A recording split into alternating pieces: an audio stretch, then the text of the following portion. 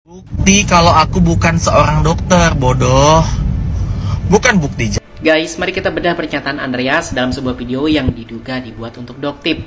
Andreas mengatakan bahwa seharusnya Doktip itu fokus membuktikan bahwa ia bukanlah seorang dokter, bukan malah membuktikan bahwa ia seorang just tipper. Pernyataan ini menarik untuk dikaji dari sudut pandang hukum dan logika argumen.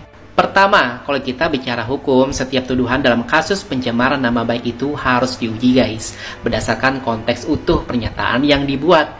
Nah, dalam kasus ini kan Doktip mengunggah video dengan tulisan fix bukan dokter, just tipper.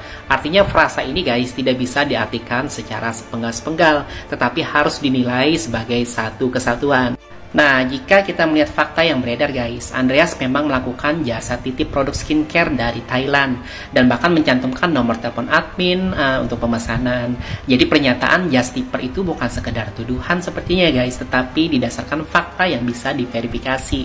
Lalu, apakah pernyataan fix bukan dokter itu mencemarkan nama baik? Ini bergantung pada tafsirnya guys. Kalau maksudnya adalah Andreas sudah kehilangan status dokternya secara hukum, maka tentu itu bisa menjadi sebuah masalah. Tapi jika maksudnya adalah sebuah opini atau kritik bahwa perilaku Andreas lebih mencerminkan just tipper daripada seorang dokter, maka ini masuk dalam ranah kebebasan berpendapat menurut saya. Jadi pernyataan Andreas yang menyatakan bahwa fokus pembuktian harus soal status dokternya itu menurut saya kurang tepat, karena yang dipersoalkan di sini kan bukan hanya status dokternya, tapi juga bagaimana tindakan dan etikanya sebagai seorang dokter yang menawarkan produk skincare import.